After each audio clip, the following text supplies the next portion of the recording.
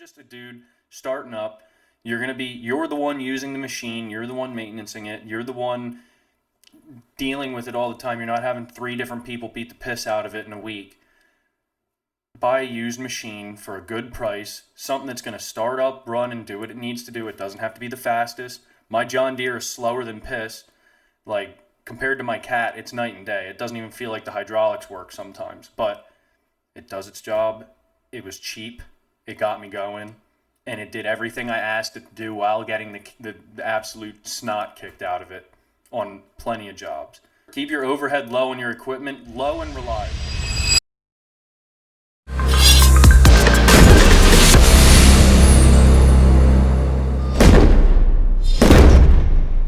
All right, guys, what's up? Welcome back to the Dig Deep Podcast. I'm Sage. My name is Michael.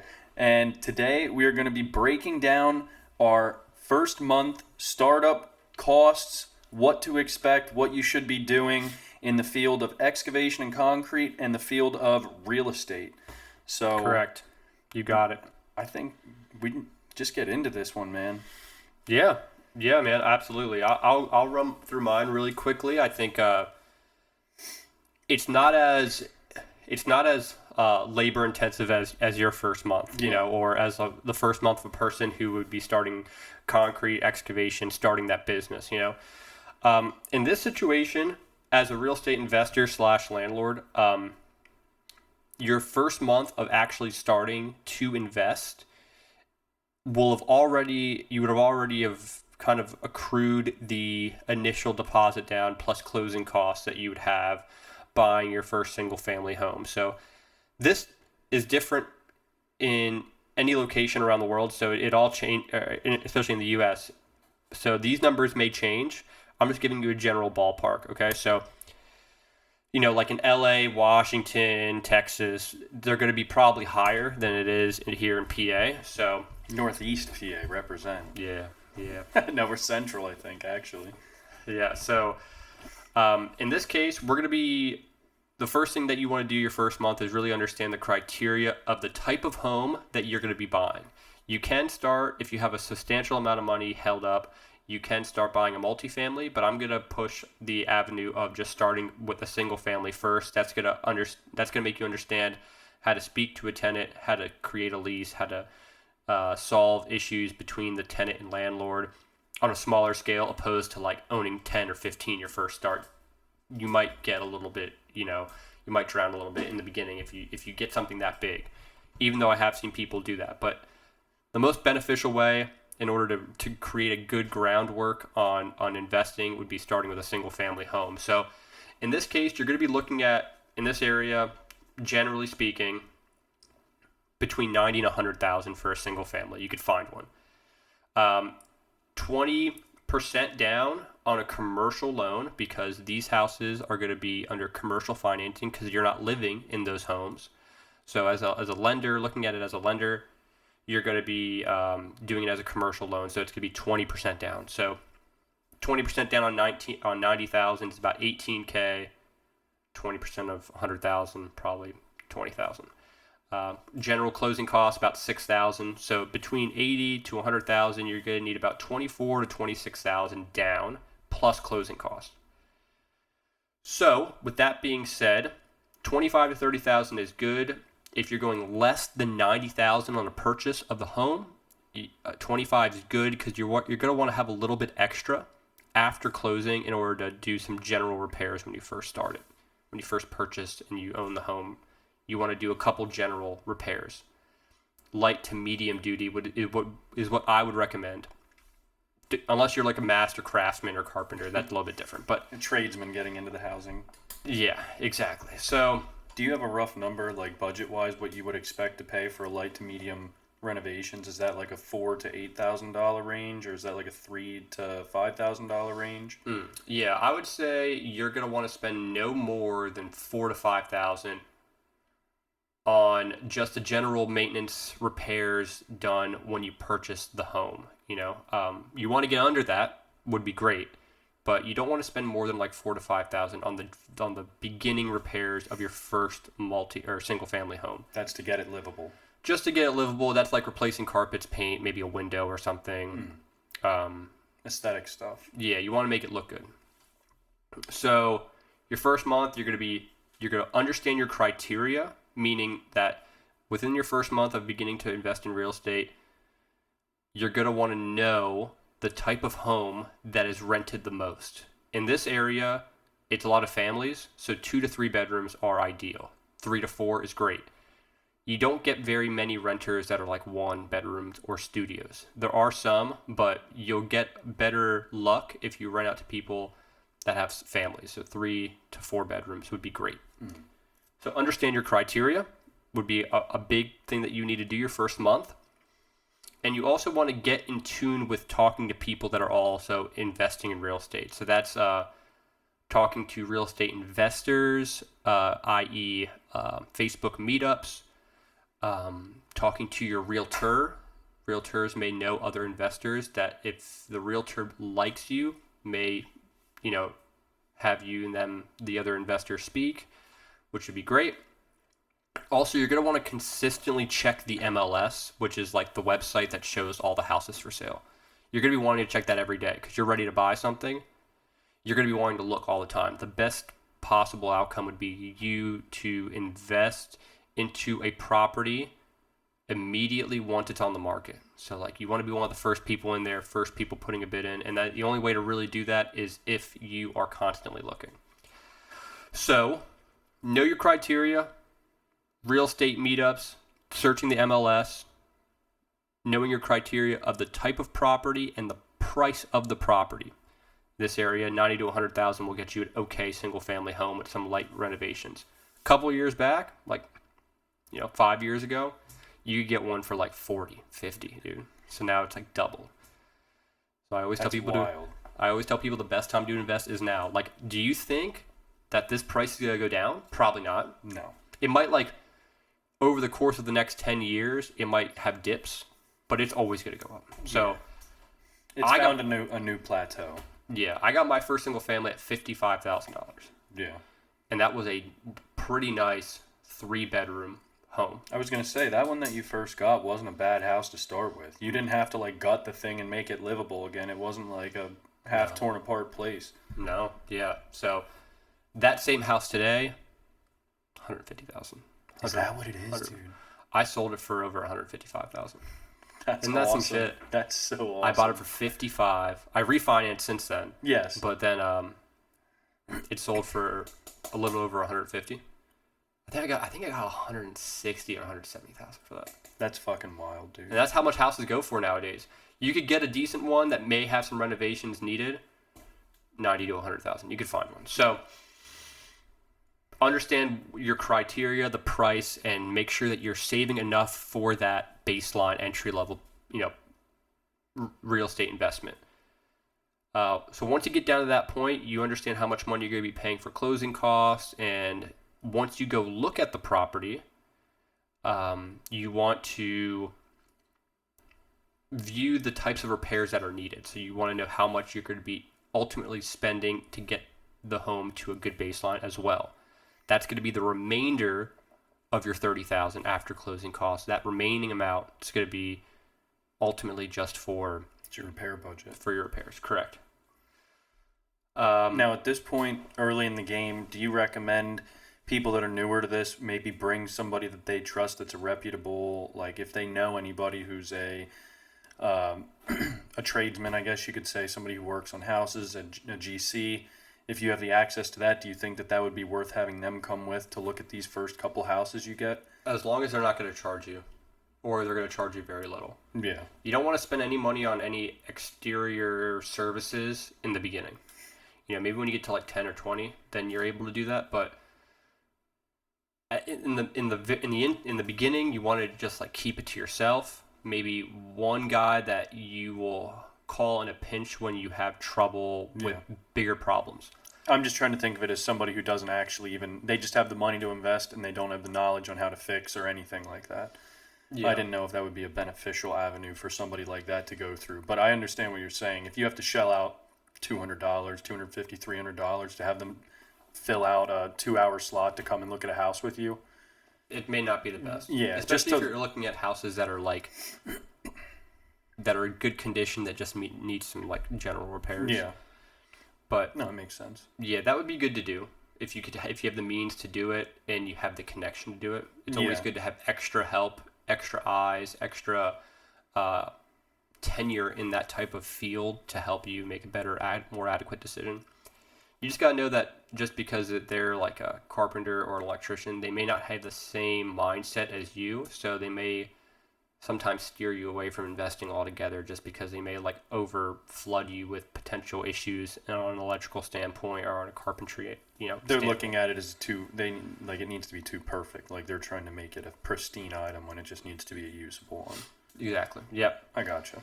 Yeah. So once you do that, you want to understand your duties as a landlord, as an investor. So repairing things that are your problem, your responsibility, opposed to things that tenants do to themselves and expect you to fix. Like for me, tenants can sometimes learn to abuse your power to get shit that they want that may not necessarily be your responsibility. For instance, here's a random one. 3 women living in a 2-bedroom apartment, right? All super long hair. Constantly clogging the drain. You're constantly paying someone $150 to unclog that drain. It's not your responsibility. If they have long hair and they're clogging their drain, a lot of investors, a lot of landlords will not deem that their responsibility because it's not something that you're necessarily in compliance of. It's them doing it, Yeah, and you could get a hair strainer for your shower or whatever. Maybe do one for them, Yeah. but then after that say, hey, this clog was because of hair. If we come out again and we unclog the drain and it's hair again, we're going to have to charge you. You could charge them the same amount that you get charged. You could charge them more, whatever you want, but make them understand that. Yeah. If you don't, they're going to constantly abuse you. Tenants calling you all the time. Hey, I just wanted to let you know I dropped the pizza in the oven and the smoke alarm went off, but it's fixed now. Okay. Like, I don't know what you want me to do. And they'll give you those types of calls all the time. Yeah. Hey, does the mail come in on Sunday? And it's Sunday at 8 p.m. You have to understand that you got to put them in their place because a lot of people are like that. Just because maybe a specific person is listening to this and they're like, oh, that's crazy. That makes no sense because no one does that. People do that all the time. You'd be surprised what kind of questions you get. Light bulbs, a light bulb burns out. Like, technically not my responsibility. If it's a light bulb that you have and you are, unless you're like an old person and you're like, hey, I feel very afraid to do this. Yeah. Or they're handicapped, that's different. But like, you got to understand that there are boundaries in certain situations. So you have to understand that as a landlord, or people will take advantage of you. Yeah, I could see that, dude. I feel like people. I mean, and this isn't for everybody, but there is a stigma of people who rent that are like, not my place, not my problem. I pay my rent, all my stuff. Like you hear people talk like that on Facebook and other social media platforms about like you'll see a house go up for rent or whatever. Oh, that's way too much. It doesn't even include the trash, or like they just pick it apart. Like they expect everything to be just handed to them because they're renting the house. Yeah. Meanwhile, they have a 540 credit score and they already have one eviction. It's like some people expect that everything should be given to them, and it's not. It's never the case like that. You know, and it's those types of people that tend to abuse that type of system and make everyone else's problem and not their problem, So yeah, I mean, you can make a problem tenant respect you and listen to you as long as you make those boundary lines early. If you don't, and they abuse you for like a year, and then you try to make those, you may get a little pushback. So be wary of that. Understand your rules and your responsibilities of a landlord and an investor. There are so many rules that technically landlords and investors can't do, like I know there's a rule with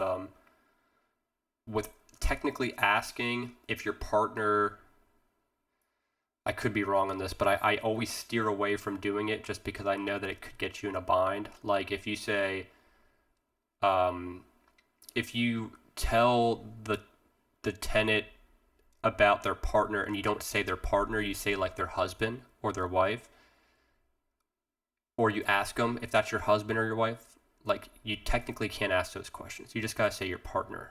I know there's Interesting. a little bit of a legality line there, like you can't guess certain people's marital statuses, you just gotta say partner. I believe. I always steer clear of that. I'm sure you're right. I always just say partner.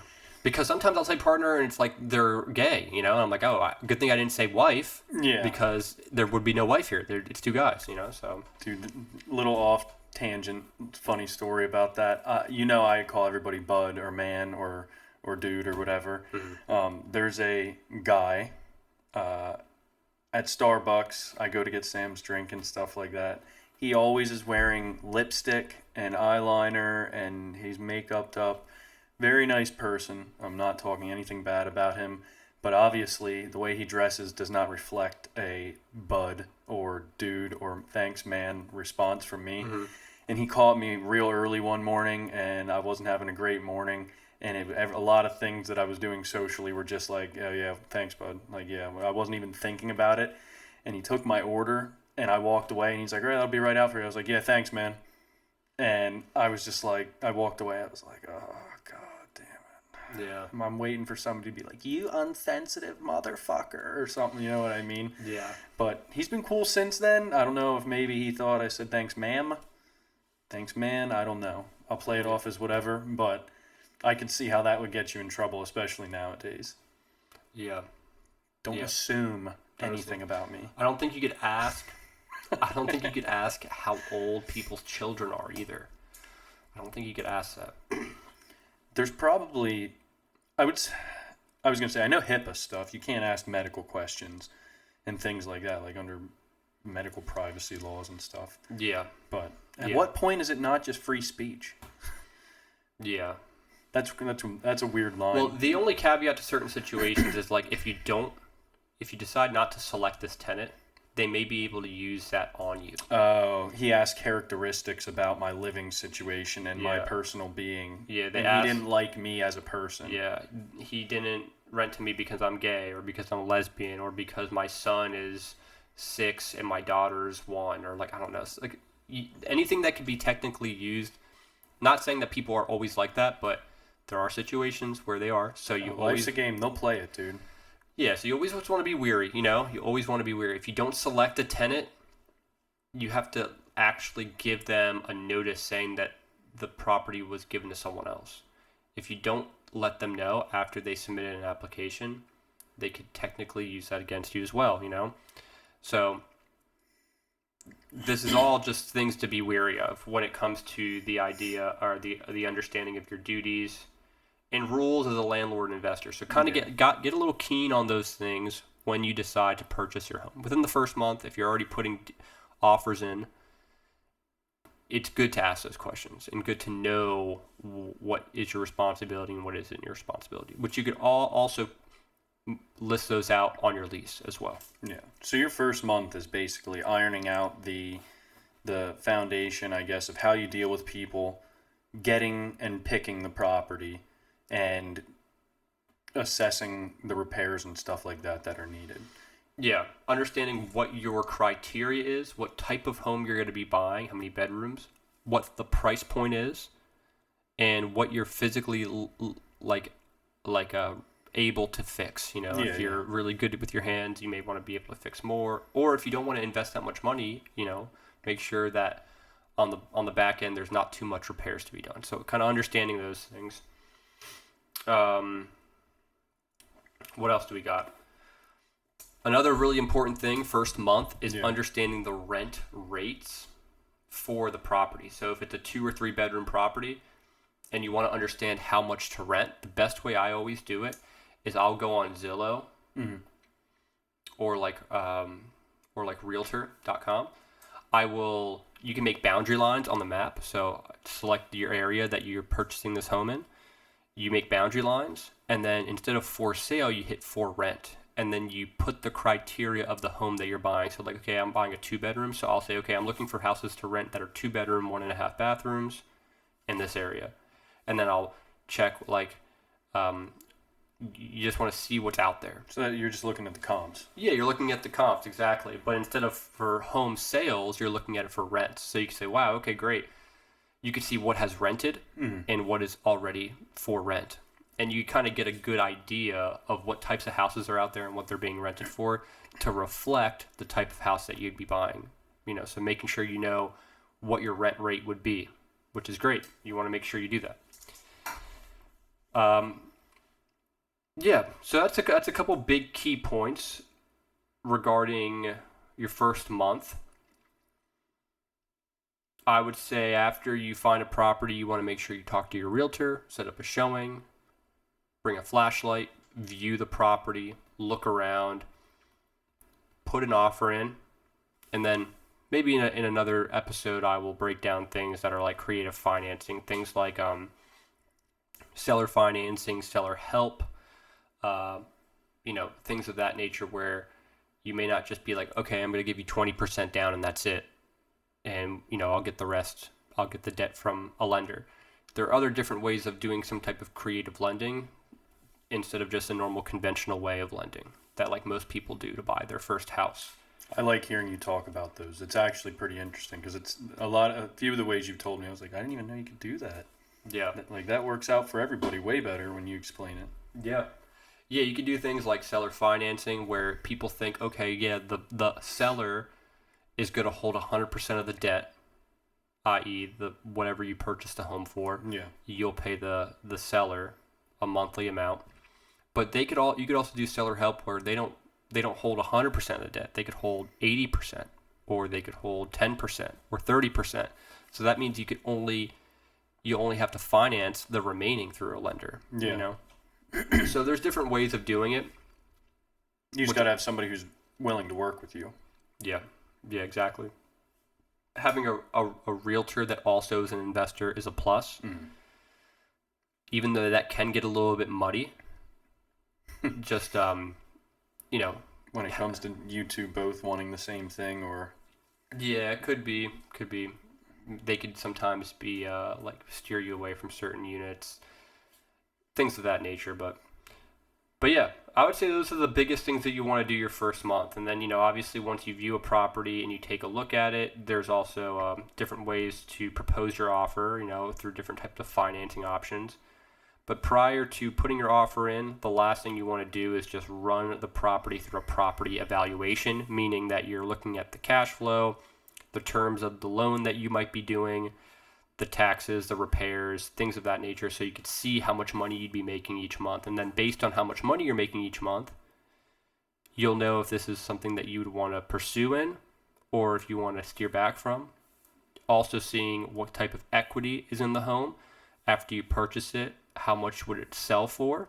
Will it increase in equity? Typically most houses do, but how much so? But yeah, there's a really good book actually. I have this thing like tagged up, but it's called Buy It, Rent It, Profit. This is what it looks like.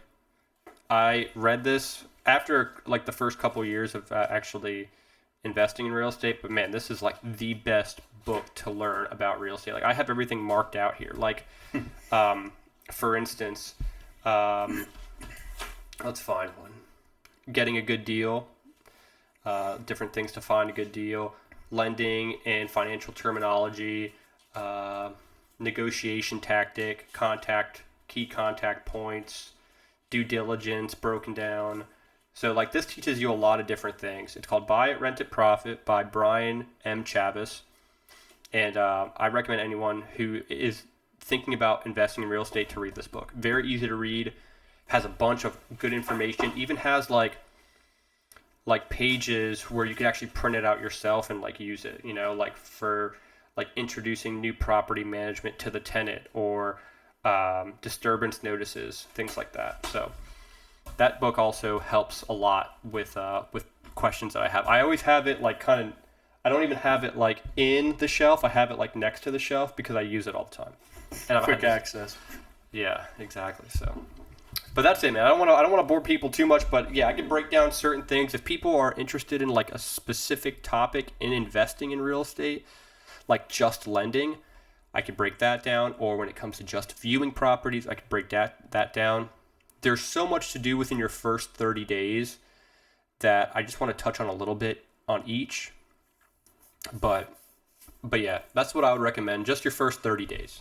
30 days, that's what you should be doing.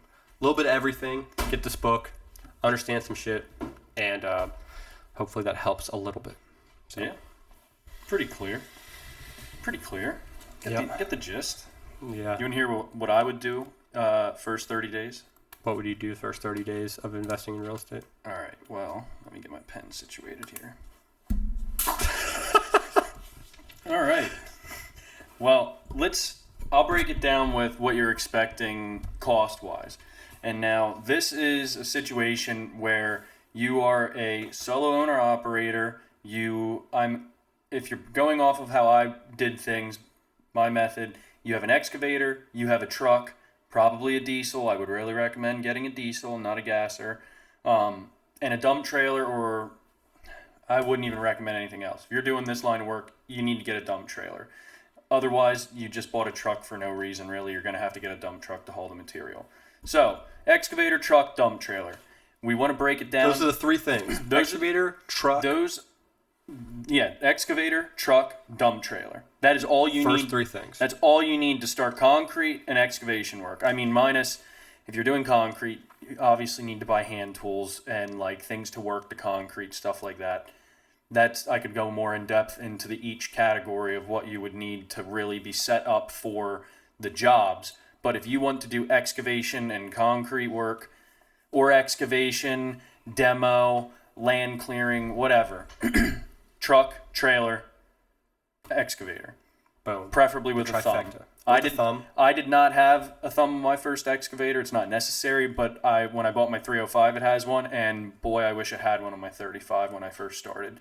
Would have saved a lot of time with when I'm digging out concrete or trying to pick up bulky, larger items when you're trying to get your bucket under and curl and not have it fall out onto you as you're loading it into the side of the trailer, and it would make things a lot easier. But I digress. So, going off of realistic numbers here, I would say if you have anywhere from $20,000 to $35,000, now I'm assuming I don't think this is feasible for somebody to pay all this cash. I didn't pay all of mine. 25 to 30,000 would get you those three things. No. That's for the excavator. That's where I was saying here. Mine's a little different, where you're not probably going to save up for a couple months and be able to just have enough to buy this stuff. Like you're probably going to need financing unless you've been really finance saving. all three of those things. I would recommend it at first, yeah. And how much would you need to finance? You said 20 to 35,000 would be what you need. Yeah, I was going to say, I'll break it down. The excavator, you're probably anywhere. I have 23 to 35 right now with market prices.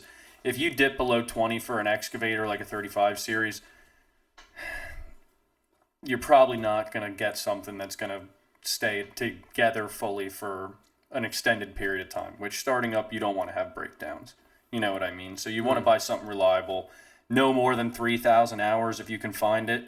I bought my John Deere with 4,000, and I had to chase problems pretty quick after it. It's good and reliable, but it is showing its age. So, excavator, 35 series, 7 to 8,000 pound machine would be what I recommend. Like I said, 25 to 35,000. You can get a real nice one with a cab if you're bougie. Didn't have a cab on mine when I first started. I was looking for cheap, bare bones, and reliable. And I got an open cab. It's cold in the winter. It's hot in the summer, but a lot of visibility. Nice. So, moving on from that, you need a truck. I recommend diesel. I recommend Dodge. I'm sure Cummins. Exactly. I'm sure everybody's gonna be like, "Oh my God, get a Power Stroke or get a Chevy." I don't use those pronouns. I recommend Cummins because they are simple, they're reliable, and they do what you need them to do. A 4-year-old could work on that motor. You don't have to take the entire cab off of the truck just to maintenance certain parts of the motor. I can sit next to the fucking motor and talk to it and work on it. It's got that much room. Very easy, very quick replacement of parts. It's just serviceable as a owner. It just makes most sense to me. A good Cummins nowadays, I have an 06. I bought mine for 15 with like 219,000 miles on it. That was a couple years ago, 3 years ago actually, going on 4. To buy something decent now, you're probably looking around 20 to 30. You know what I mean? Depending on what year you're going. The 5.9s probably aren't going to be as common as the 6.7s are now, because you're going to have, they're newer. You're going to be dealing with DEF and stuff like that. But I went with the 5.9 route because there's no emissions, none of that stuff. Again, bare bones, simple. It starts up, it does its job. No BS in between. Now, dump trailer, I would say you're probably looking anywhere from 9 to 12,000 if you go my route, which was a 6 foot by 12 foot, 12,000 pound rated dump trailer. There'd be areas where I wouldn't be able to fit a 14 footer in. You have to think about it as well. You went up to a 14 foot trailer. If it's still 12K rated, that's more weight, that's less hauling ability. If you went to a 14 foot at 14K, you don't really lose that. Obviously, you gain a little bit more towing capacity and stuff like that. But again, if you work residential, if you work city, if you work areas that are tight and you need to be able to maneuver that thing, the 14K, and I'm not saying you can't do it. I'm just saying that it's more difficult by a good bit. That 2 extra feet would have made a big pain in my ass in a lot of different job sites. You know what I mean? So not necessarily needed to begin. No. That I throw my 35, my John Deere 35D in the back of my 6x12 dump trailer, and it has plenty of room. It tows great. My truck's not loaded rear end heavy like crazy. Like, everything's inside of it. Does it look like it's a little big for it? Yeah, but it does it. It's fine. I've hauled that thing from here to Reading to York to, like, it tows great, which I was actually super surprised about. But yeah, so on the equipment end of things, I would say you're going to be in between like 9 to like 1,400, depending on how bougie you go with some of your items. You know what I mean? That was on the high and low. What I have here, 900, 1,400, just for the equipment. That would be total amount of monthly reoccurring debt that you'd have to pay if you finance all of this stuff. All 3 of those items. Yeah, completely finance all 3 of these items. Okay. So gotcha. Noted. So that means, and that's what most people would do. This is what I did. This is what I would recommend doing. I feel like I went at my business a little different. Some people go and they buy a $100,000 excavator because it's new and it has a warranty and it has no hours and they have dealer's assistance with a problem and this and that. That makes zero fucking sense to me. Unless you're somebody who's out there putting these machines through hell for 8 to 10 hours a day straight, like there's a guy in it, using it, doing it, that is a whole different ballgame than what I personally do. That is straight excavation work. And usually like a 35, like a mini excavator like that isn't going to be seeing that kind of abuse regularly, unless there's like a service crew or something. Again, that's on the more commercial end of things, where I feel like you'd have to worry about that. Gotcha. Buying new stuff because of the benefits of the maintenance and the warranties and all that stuff. If you're just a dude starting up, you're the one using the machine, you're the one maintaining it, you're the one dealing with it all the time. You're not having 3 different people beat the piss out of it in a week. Buy a used machine for a good price, something that's going to start up, run, and do what it needs to do. It doesn't have to be the fastest. My John Deere is slower than piss. Like, compared to my Cat, it's night and day. It doesn't even feel like the hydraulics work sometimes, but it does its job. It was cheap. It got me going, and it did everything I asked it to do while getting the absolute snot kicked out of it on plenty of jobs. So gotcha. Yeah, just keep your overhead low on your equipment, low and reliable. You don't need to have a cab when you start. You don't need to have AC. You don't need to have heat. If you do need that stuff, then you might want to rethink the field you're in. If you need those amenities, you might not be a real blue collar worker, or you might not like the rest of how this shit goes. You know what I mean? Because you're going to get a lot hotter, or you're going to get a lot colder. I can guarantee you. Unless you're sitting in that fucking machine, like I said, all day, which that's not, at least for me, in my experience, that is not how it is. I'm in and out of that machine like that's part. Keep your overhead low and your equipment low and reliable. Out, in and out, in and out, in and out. Check this, dig. Check this, dig. Check this, dig. Yeah. Gotcha. Low cost, reliability. I can't stress it enough. Don't be bougie. You'll regret it. Or not, maybe. Yeah. But no. And then it's pretty minimal what you need on my end of stuff. If you're a new guy starting out, you know what I mean. Other monthly costs, your insurance, that's going to be $300 to $500. I'm assuming that based on my costs, I don't have any like record of like bad driving, things like that. So I'm sure that maybe plays a role compared to somebody who might not have a good record, but you're going to be $300 to $500 a month for the truck insurance. If you're doing commercial, your trailer's got to be insured as well. So truck, trailer, and liability. I have $1 million coverage. I think I have $1 million with a blanket coverage as well. I'd have to look at that again. It's been a while since I've checked the like exact terms of it, but it's pretty affordable. It's a little over $1,000 a year. So it's for me to just do general excavation and have $1 million in liability from Erie Insurance. I don't feel like that's too bad. So like I said, $300 to $500 for your vehicle, your trailer, and your general liability. Now, everybody has their own opinion on this. I don't have insurance on my machines, like my excavators and stuff like that. I don't have them insured because You don't need them insured. no, you don't need them insured. No, but I mean, like, people do insure them just because, like, they're using it, it catches fire, it burns to the ground. You're SOL. But at the same time, if you're keeping your expenses low, like, it might not, I don't know. Again, you could argue it either way.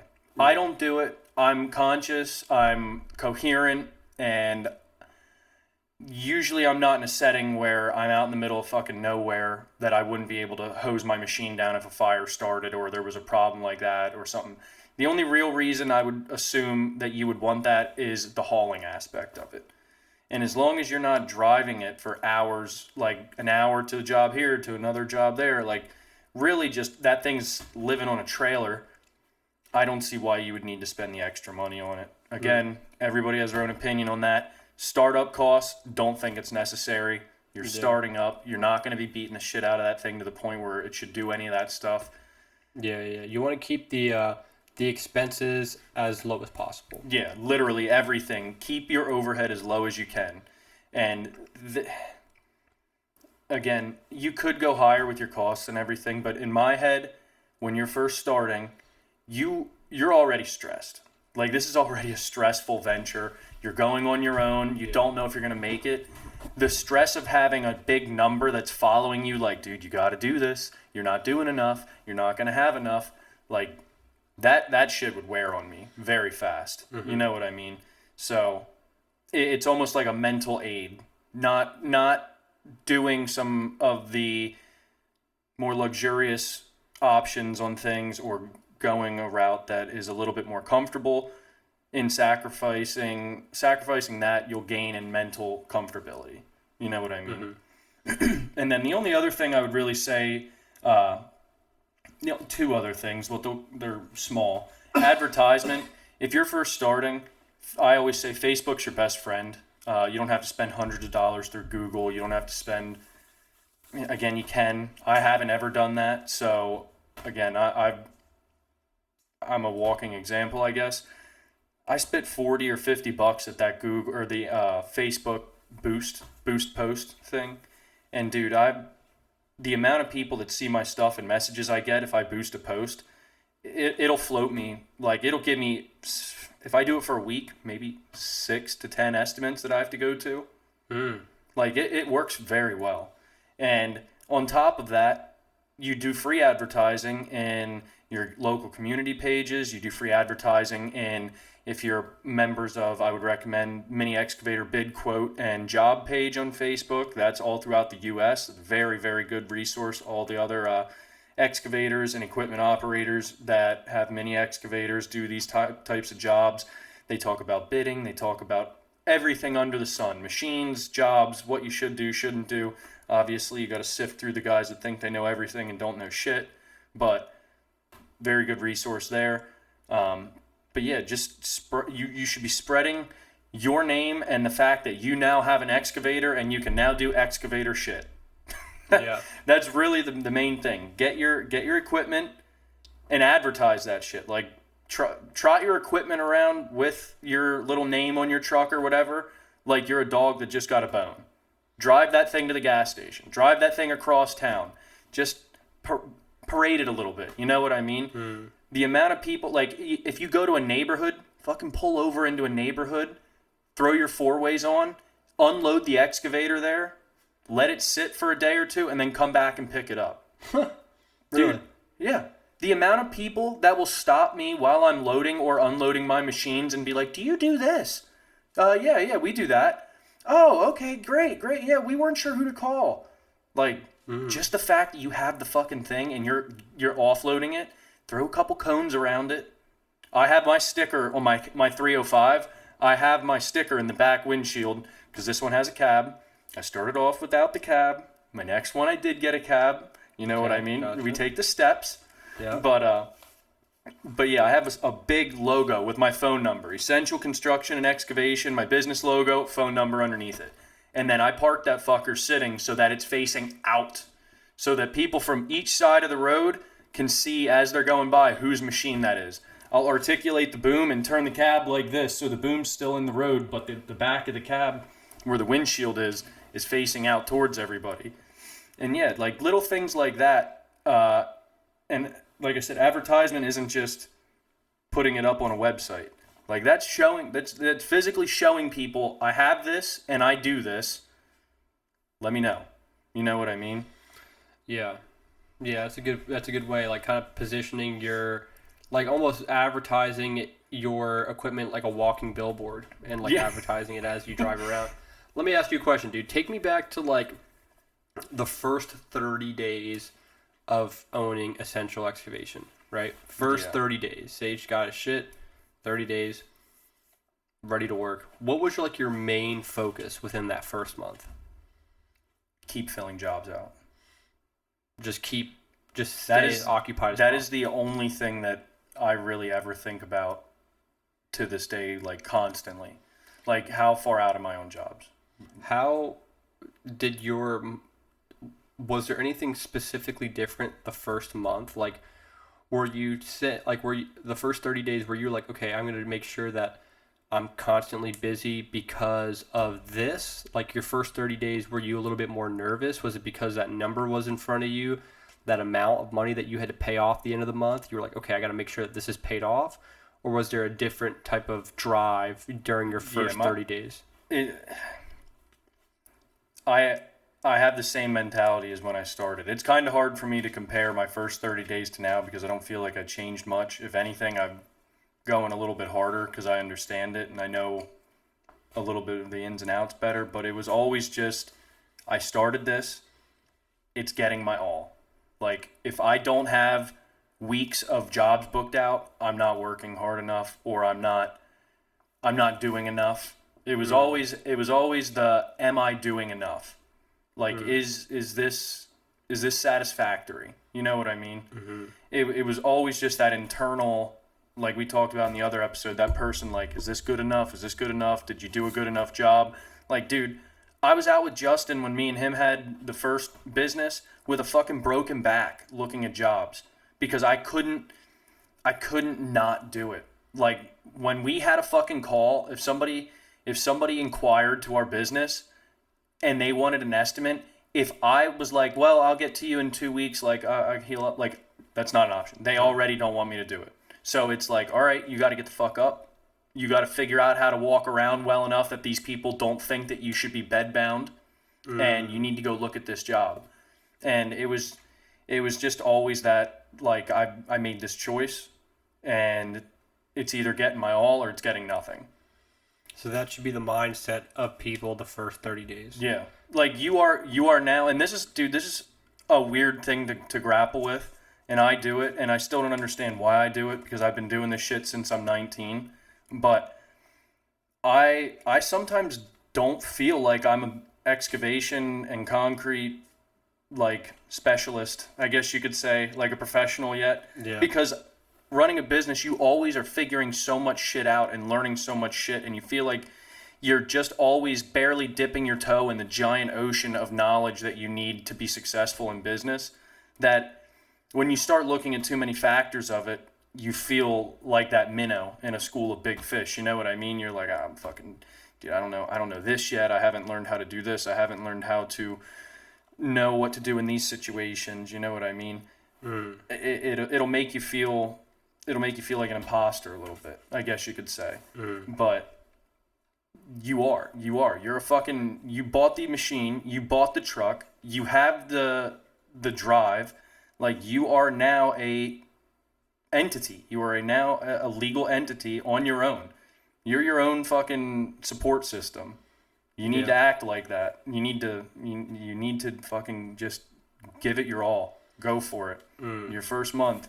Advertise, save money, be strict with your money until you get enough jobs booked out where you can look at it and go, okay, I'm good for a month. Is there a threshold of a job that's too small your first 30 days? Yeah, now this is going to be area dependent. This is going to be personally dependent. Like, and I'm only saying this from experience. I've shot myself in the foot with plenty of jobs where I made like $200. And it was like, I drove there, I fucking dug all this stuff out. I bought and ultimately I maybe didn't calculate this right, or it took me way longer. And in the scheme of things, when it comes to what my hourly rate should be and what I ended up making for the amount of time I was there, it's not as good. If you are going to do an excavation job, it should either be quoted for a half day or a full day. Nothing in between. That's me. That's what I've learned from people that do this stuff. That's what I've learned. That's almost like a security blanket of your own. Like, you're going to these jobs, you are now worth something. You have invested $60,000, $70,000, $80,000, $100,000 in these three things you're showing up with. A fucking electrician shows up with a bucket full of like $4,000 in tools, and he wants $150 an hour to work on your electric.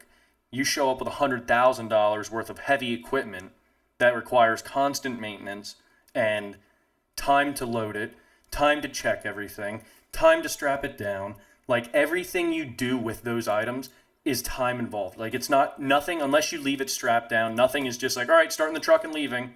Like, yeah, it all takes time. You need to acknowledge that, because I didn't. The first couple months, maybe even year, dude, I didn't acknowledge all that extra I was giving, because I was just like, I have this business. I do this shit now. This is all part of it. Strapping these machines down on my time, like going to a job.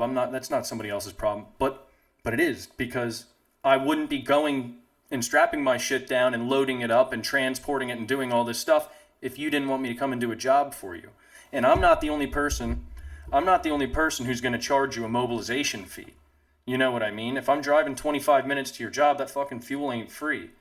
So, like, really understanding what you're worth, I guess, would be the one thing that I would say.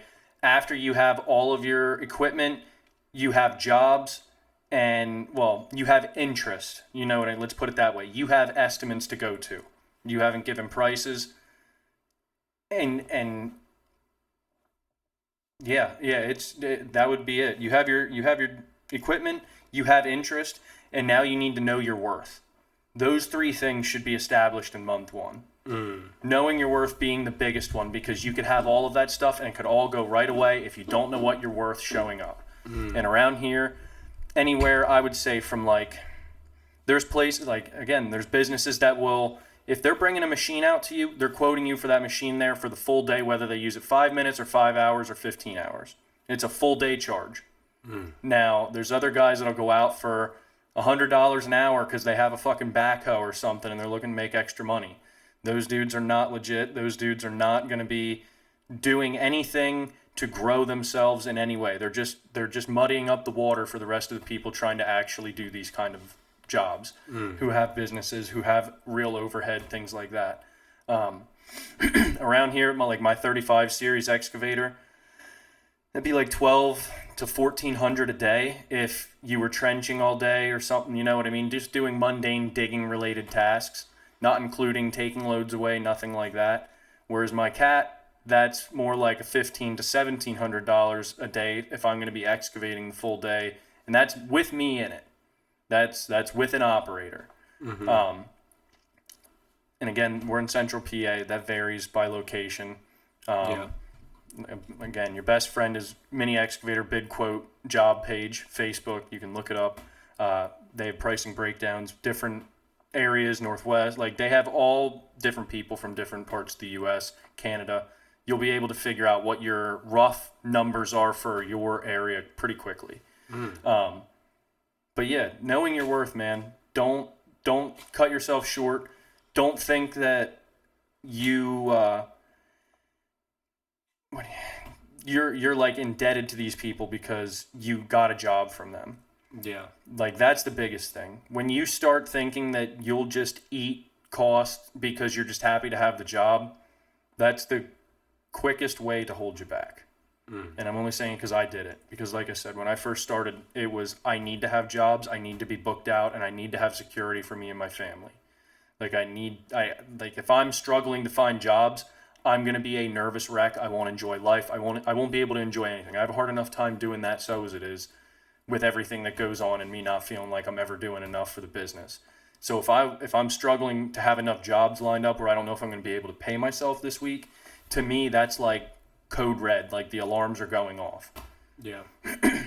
But I'm telling you, you do those few little things to promote yourself, and I'm sure we live in a more suburban, urban type area. So if somebody in fucking Idaho who has like 4 neighbors for the next 20 miles is trying to do this, you might not have the same outcome as I do. But the same approach. Exactly. But if you're somebody who lives in an area that's pretty populated, it's growing, there's an influx of people coming like there is in Lebanon, like dude, everybody is wanting shit done right now. There's such a new generation of people coming into these old homes, at least around here, and I'm sure in other places as well. We're not the only ones, but everybody wants stuff revamped or re-updated. All the concrete that was put in the 50s or the 60s or 70s or 80s or fucking hell, early 2000s, like, people want it ripped out and redone. They want all these old giant tree stumps that have been in there for fucking 20 years to be dug out. You know what I mean? Like, if that excavator can manipulate it, do it, move it, like, whatever, and you have somewhere to get rid of it at, or you have a way to move it on their property, like, your possibilities with that thing are only as limited as you make them. Like, it is such a universal tool. So, wow. But yeah, that's a good point, dude. That's a good point. Yeah, so I would say, back to our cost breakdown, a monthly number. Now, this has a little bit of a range in it. Like I said, I put some variability in there for the bougie people and the people that are like, I don't want to spend any more than I have to have a reliable setup. You're probably looking between $1,350 and like $2,050. So like a $700 range, depending on how high up the scale you go with your machine, your truck. The dump trailer, again, you go with a 6 to 12 footer. I bought mine for 10 grand. I have 9 to 12 in there because you could probably get a very lightly used one for up around there. You know what I mean? The prices increased since I bought mine 3 years ago, but yeah, it's not like a crazy heavy duty. It doesn't have extra thick walls or anything. Like, I bend the walls back on that thing kind of regularly because of me loading concrete and stone and using it as a stone box. Like, it's such a good fucking setup, dude. I can't stress it enough. Truck, dump trailer, excavator. You would be amazed at what you can do with those 3 things. Yeah. And that's all they need. Just Yeah. those 3 things to start. And just a little bit of perseverance the first 30 days and understanding your worth and understanding that you don't owe anyone any favors and you are an asset Yeah. and not a liability, especially to these people. And once you come to that realization, then it helps you tremendously. Yes. When it comes to the quoting process, speaking to customers, even doing the job, I can imagine having that confidence probably helps you. Yeah, when you know your worth and you know, you'll quickly be able to tell. And I've dealt with, even now, dude, I deal with people that don't have much faith in me. Whether it's my look, whether it's how I carry myself, whether it's the truck that I pull up with, because it's not like blasted with my logo and it's not wrapped in a crazy decal. It's a standard gray truck and I have a trailer and a used excavator on it. You'll quickly find out what people are going to like. I don't even know how to like. I guess they're gonna know your worth soon after you start working. Yeah. There's people that will hover over me and then they'll go inside for an hour or two and they'll come back out and they'll be like, "Oh my God, you got all this done?" And I'm like, "Yes. When I told you it was going to be 2 to 3 days that we'd be here, I meant that. That's not like me just bullshitting." Yeah. Like, literally, that's an example from this job I'm on now. The guy, I told him, "Yeah, it'd be 2 days." "Oh, really? Is that it?" "Yeah, it should be 2 days." I had everything dug out and I actually take it back. It was 2.5 days because the back where we had to hammer out some concrete, the shit was like 12 or 14 inches thick, dude. It was hard and it was not breaking up easy. But I'll tell you what, my little electric jackhammer, my electric Makita jackhammer, another thing that if you're going to be doing the concrete side of things and you don't, I wouldn't recommend getting a pecker for your Mini right off the rip, only because that thing is only useful in areas you can fit the Mini in. And I've done a lot of jobs now, including the one that I literally just finished this week, where I wouldn't have been able to walk my excavator back to the area we had to hammer concrete. And then there's a rental charge. So if you have an extra $800 to $1,200, buy yourself a used electric jackhammer, one that hits pretty decent, and you're unstoppable. It's a lot of stuff, dude, but we definitely Four things, dude. no, like a lot of information. Oh, I was gonna say it's pretty minimal. No, man, I think they have I think the viewers have a good amount of information to kind of move forward with the first 30 days. I would say as well, these numbers here, you are very likely to make this money easily in a week doing odds and ends shit. You could make your entire month's debt, whatever, I'm blanking on the term, what you would want to call it, but Yeah, like your monthly payments. yeah, you can make up your entire monthly payments in a week very easy. Like it's $1,300 to $2,000. Your 35 excavator is probably $30 to $40 in fuel a day. And if you want to, if like I do, I throw an additive in it. That's what, like $12 a bottle for Hot Shots diesel everyday fuel additive. Recommend running that in everything. Diesel motors love a little bit extra help for longevity. But yeah, it's very easy. You spread a fucking driveway with stones, $600. You know what I mean? Oh, yeah, I can haul the material too. Don't talk them into having the place drop the material off. I can haul it for you for cheaper. Yeah. There's more money. You have a truck and a trailer. Might be 3 more trips than they have to take, but I mean, if they're charging $150 to haul the material there from the from the plant or whatever that you would normally get material from, do it for $150, and it might take you a couple more hours. But I mean, if it's just you, dude, $150 extra bucks at the end of the day just because you have a truck and a trailer and you're able to do something, that doesn't justify saving the time that having somebody else deliver it would do. So yeah, use whatever you can to. Like easy $750 just to spread some stone that's delivered, depending on the size. I know that's a very broad statement, but again, your half-day charge. Yeah. If you have a 35, charge $1,200 for the day. If you want me to come out and do this, it's going to be less than 4 hours. I have to charge you a half day. Yeah. So $600 right there with hauling. Another $150, $100, $750 on day one, and that's if you go home after 4 hours. Yeah. Yeah, That's what I mean. Like, it's very manageable. I can't do that though. I have something wrong with me where I'm like, okay, if I have 4, I can do that and this and that today by 3 o'clock. Yeah, it should work. That should work. Yeah. And then I'm like running to do everything. Yeah. But I love it. It's like a fucking race. You're like sweating by like fucking 10:30. You're like, okay, I got one thing done. I'm gonna. I raked the whole 14 ton of stone out. I raked everything flat. No. Yeah. But yeah, man, it's very tangible to be able to survive starting up something like this and doing odds and ends shit. You just have to make sure people know you're doing it. They know you're credible and they see that you have integrity. 3 easy things. It's doable. We're not the smartest people, and we've done it. So that's just a general breakdown, very broad breakdown regarding your first month with real estate investing and excavation and concrete. So we could always break down any of these other topics that we broadly touched on way more in depth, but we just decide for time purposes to keep it broad.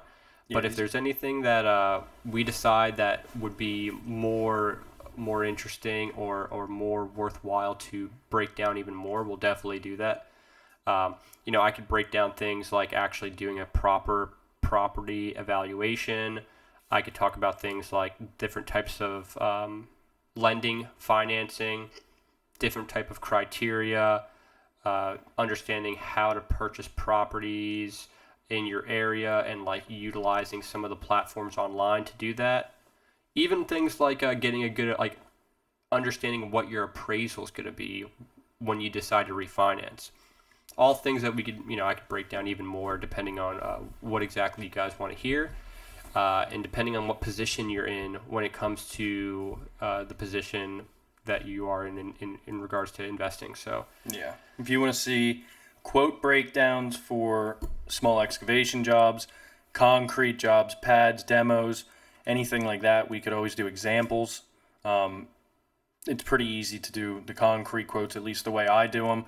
It's all the same thing. You would just obviously adjust your material amounts for what you need and your labor time, but it's the same general easy checklist. You do these couple things, you'll have a very, very close number as to what you should be expecting. But yeah, we could do cost breakdowns for jobs, maintenance, like expected maintenance costs, maintenance routines, like all sorts of different stuff like that. We could break down pretty much anything within the fields that we're doing, I guess you could say. Yeah, absolutely. We just need to know what people want to hear, what they're curious about, or what they want clarification on. These the broad examples, sometimes they don't do justice as to what information I feel we could actually give if we have specifics that we could be like, oh yeah, in this situation, wouldn't do that because of this and this. Mm-hmm. But exactly. Hopefully our little made up scenarios got the point across. Yeah. Guys, thank you so much for watching the Dig Deep podcast, and we will talk to you on the next one. Hey guys, thanks for watching the Dig Deep podcast. It would mean a lot to us if you could go to our platforms, Apple Podcast and Spotify, YouTube obviously. Give us a rating, good, bad, anything. This is what helps us get everything out. This is what helps us kind of spread the word and achieve the goal that we're trying to get by reaching out to anybody that needs us. So please, we want honest, real feedback. Like, comment, subscribe on YouTube, all that good stuff. Our merch store, the Dig Deep Podcast.myspreadshop.com, and our Instagram is the Dig Deep Podcast. And then, of course, we have our email as well, which is thedigdeeppodcast@gmail.com.